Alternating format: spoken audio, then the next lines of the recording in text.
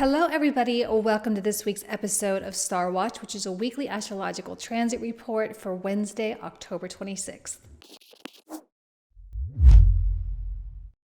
Hello, everybody. Welcome back to the channel. For those of you who are new here, my name is Jane. I'm super excited to have everybody here. So let's go ahead and delve into the chart for the week. Actually, let's go back to today. And I just want to do a quick apology for not posting last week either. I ended up getting a massive migraine. I was in bed for like 2 days. It was like a whole big thing. So anyway, I'm sorry about that. But we are back and we are feeling fine. So let's go ahead and get into this. Now, last week, we did have some really big events, right? It was the beginning of Scorpio season on the 23rd, the same day that Saturn went direct. And then 2 days after that, yesterday on October 25th, we had the new moon solar eclipse at 2 degrees of Scorpio. All right, now we are officially, the moon is waxing now. So we're starting to build up toward, now we can put all the focus, I put so much focus on the new moon eclipse in Scorpio, but now the real focus with the really intense energy is going to be on November 8th when the full moon eclipse happens, and it's a total eclipse, total lunar eclipse happening exactly conjunct Uranus over here in Taurus. So over the next couple weeks, we may notice a heightened energy, but it may also feel very kind of bipolar a little bit, where on one hand there's all this ramp up, but then on the other hand we have Mars going retrograde on the 30th, and Saturn, even though he's technically going direct, he is moving really, really slow. Like on the 23rd, he went direct at 18 degrees 35 minutes. Here we are, October 26th, and he is still at 18 degrees 35 minutes. So if you've been feeling in any capacity like things are not moving as quickly as you would like or as you would prefer, or if you're feeling significant hang-ups with certain projects or certain things going on in your life, it's highly likely that Saturn is playing a role in that particular situation in your life. Mars also going super, super slow. And he's in the Uranian decan of Gemini, so the Aquarian decan, and we know that in modern astrology, right, Uranus is that ruler of Aquarius, which is over here, right? We've got Saturn over here in Aquarius. We have the full moon, over here against Uranus as well. So we have all of this weird Uranian energy that's going in a lot of different directions. And I feel like a lot of things could happen, and there could be massive increases or massive decreases. I mean, I'm not saying that's a guarantee. Your life could also just kind of go normal as well. But I feel like there is a lot of space here for unpredictability. But I also think the universe is giving us time to figure things out as Mars and Saturn, which are really result-oriented planets. You know, like where Mercury and Venus are a little bit more about the pleasure or for the sake of doing it or just because you're curious, you know, it's a little bit more whimsical, more lighthearted energy. But Mars and Saturn are really goal-oriented planets. Mars wants to go and achieve and conquer and be victorious, and Saturn wants to attain and to receive that recognition and that reward, and he wants to claim his harvest. Right? So when these two planets are kind of just hanging out, and I always envision these stationing moments when, like, you know, when you're on a swing set and you're swinging, and then you kind of like, you swing up as high and you kind of feel that little bit of weightlessness, that little bit of pause before you start going in that opposite direction. It's kind of how I feel a stationing energy is. So Saturn is still kind of doing that, and Mars is starting to really do that as well. And so there are just a lot of things up in the air, but the universe is creating space, or holding space rather, for us to think things through logically and to make good decisions that make sense for us and the desires that we have for our future without a lot of things really getting in the way. And once we start saying, okay, this is what I want, and finalizing certain things, then that momentum can really start to take hold, and we'll notice much more progress than maybe we have over the past few weeks. Yes, the waxing energy is going to be pretty substantial. You guys know I've been harping on these series of full moons that we have had since July. Every single moon being conjunct these outer planets. We started with Pluto, then we have Saturn, then we had Neptune, then we had Chiron, and now we have Uranus in an eclipse as like the final of the 5-month series of full moons. And so it has been building since July. Now, I'm not saying that your life is going to go through some complete massive reform and restructure. It's not, going to completely shake up your life, but I do think internally you are in a time, right? This is a premier moment in time where you get to decide how you need to change. Right. And with Taurus energy, there is a lot regarding, yes, our self-value, but I think this is also, I think it's going to be more about utilizing our skills, utilizing our talents to create more abundance in our life, right? Because of course, Taurus is a sign of creation, and also consumption as well, right? Because we have, eating food with Taurus, and then we have elimination with Scorpio over here. We have creation, we have death. So there is a lot of bringing new life into things with this Taurus energy, which I think a lot of us are needing, because perhaps implementing change over the past 6 months to a year may have been very difficult. And I had this thought, I don't know how much merit there is to it. It may not have any merit at all, but I'll just throw it out there as just something to maybe think about.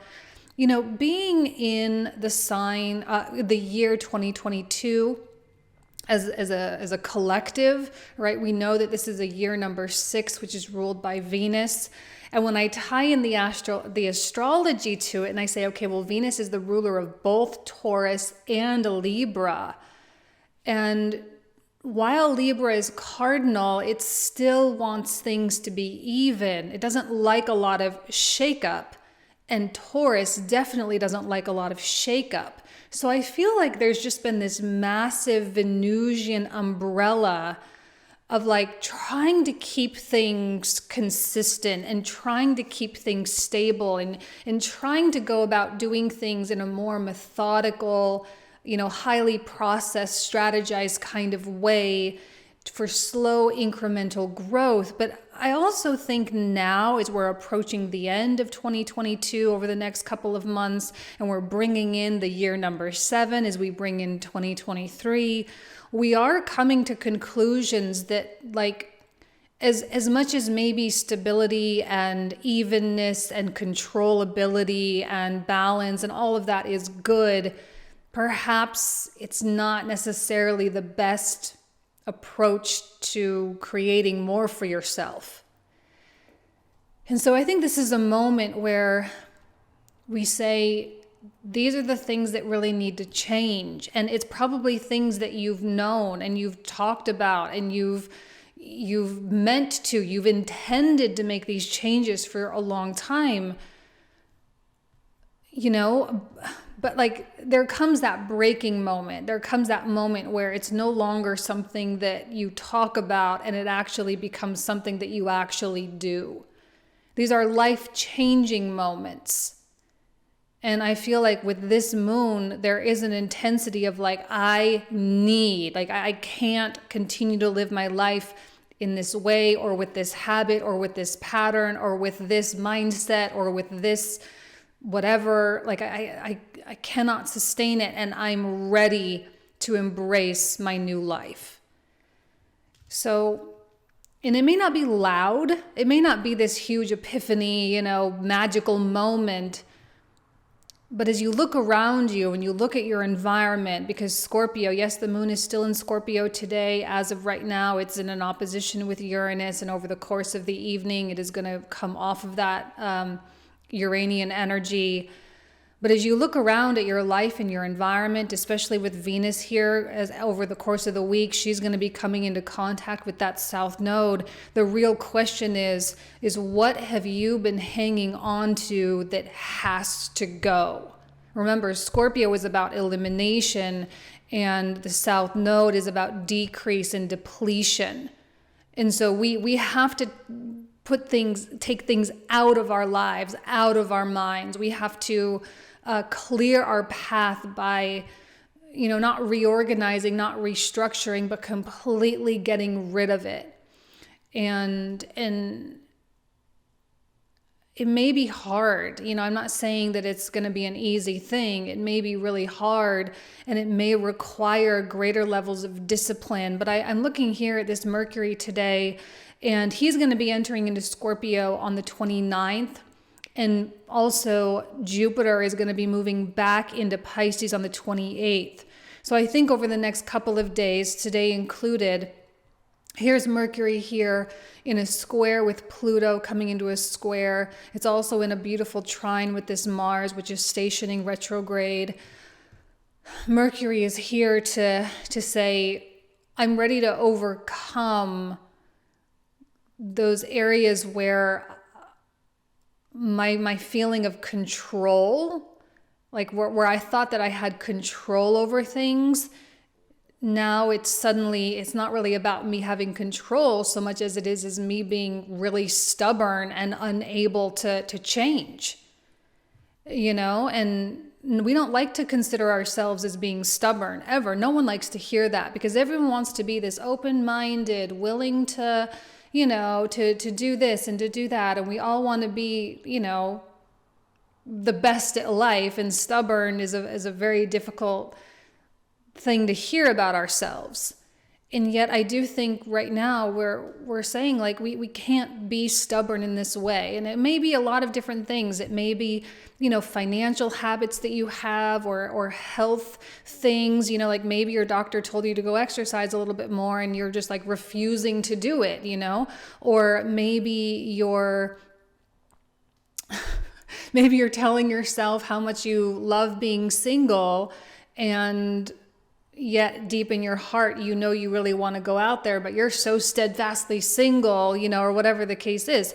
So confronting that feeling of control, because it's being exposed. It's not about control at all. It's not something you have control over. It's something you have no control over, actually, because you're so riddled by fear with something. Right? You're so riddled by fear of the change and the fear of the loss. Because again, with all this scorpionic energy, we are being asked to lose. And I don't normally say that about Scorpio, but I will say that about the South Node. Okay? And as Venus comes closer and closer, and the Sun comes closer and closer, and we'll talk more about it next week because they'll be in an actual conjunction next week. But as they come closer to that South Node, you're going to notice that it's going to be harder and harder and harder to hang on. And even in your mind, you're not going to be able to hang on. And Jupiter over here, luckily he's going back into Pisces, because he's going to give us that optimism and that hope and that creativity that we need to help subsidize the loss. Because if we were just to go into this like, okay, we have to eliminate everything, it can be terrifying. But if we know that there is hope, or there's something to look forward to, then we can kind of shift our focus, and it gives the loss a much more meaning. Now, again, when I say loss, it doesn't necessarily have to mean something painful, right? It just means we just can't keep doing it anymore. And it just means we have to get out of our comfort zone, and we have to push ourselves. It's like, suddenly now you want to go to the gym because you have to exercise more. Doctor tells you have to exercise more. So now you have to start going to the gym. Can it be painful? Yeah. Can it be hard to establish that new habit? Absolutely. It can be hard, especially if it's been a while, right? And if you're not used to it, or maybe you've never done that before. Right? I'm just using that again as just as an example. But now all of a sudden you're saying, well, I want this to be a part of my life. I want to be the person that does this every day. I want to be the person that grows and develops, and I want to be the one that succeeds. Well, what you're losing is the comfort of maybe extra Netflix time, or extra whatever time that you like to do leisurely, right? You're losing a little bit of time, but you're putting it into something else. So there is a trade-off. I'm not saying there's no gain. There is absolutely gain, because that is really what Taurus is about. It's about acquisition and affluence and things coming to you and receiving and creating beauty and holding value for everything that's in this world. So there's an element of beauty on the other side of this, but it can be scary. And I think Scorpio is offering that little bit of a scary tone. And some people, they'll feel this and they'll feel that determination to go make those changes. They'll try it for a couple of weeks and then they're going to give up, kind of like New Year's resolutions. Oh yeah, I'm going to go to the gym seems to be the example of the day. But oh yeah, I'm going to go to the gym every single day and I'm going to go work out and I'm going to, be super fit by March, whatever. And then, by February, it's already like, there's nothing, right? You're already kind of negotiating with yourself and you're already stopping going and you're stopping with the diet and you're doing your cheat days and you're doing all these things to kind of sabotage yourself. But I think Taurus is offering a sustainability to these things too. Yes, it is change, and yes, there is Uranian energy at play, but Taurus says, well, let's make lasting change, because if we want these good things to be implemented and integrated into our lives, we need to find a way so it will work. We don't want these things to feel like self-punishment, because then they're not going to be sustainable at all. We're going to want to thrive in these new choices and thrive in these decisions and thrive in these new lifestyles. So Taurus is offering us that. And I think over the next couple of weeks, you're going to become more and more firm and more solid in your decisions to make these lifestyle changes. And that will benefit you greatly. Absolutely. It will benefit you greatly. So yes, some changes, but the universe is giving us time this week to figure it out, to figure out what really is needed, how we really need to go about doing this, and if we need help with other people, right? Because Venus is involved, help with other people or to eliminate people that will prevent our progress. I know, for me, with certain relationships with some of my girlfriends, we can talk about going to the gym and we can go real hard for 3 days, and then anything after that, it's we both allow each other to get away with it, right? But then with other friends, it's no, you're going to meet at the gym at 6 a.m., no questions asked, because you just have that kind of a relationship. You don't want to let them down, they don't want to let you down, and you're not going to let each other get away with it. So pay attention to which relationships challenge you and promote your success and which ones don't. And sometimes it's hard to admit that people that you love, and I'm not saying to get them out of your life entirely, but you may want to rearrange or redefine the role that they play in your life, because we want people that help us to succeed, that motivate us and that get us up out of bed to go do the things and to make these improvements. Yes, there will be sacrifices, 100%, but they won't be sacrifices that you'll be sad about. Okay? Okay. All right, I'm going to leave you guys with that. We'll have more to say on the topic next week as we are approaching that full moon eclipse in Taurus. We're going to have a lot to say, a lot more. So stay tuned for that. And I'm also going to be publishing the monthlies coming up here in the next few days. So stay tuned for that as well. All right. Thank you so much. Take care.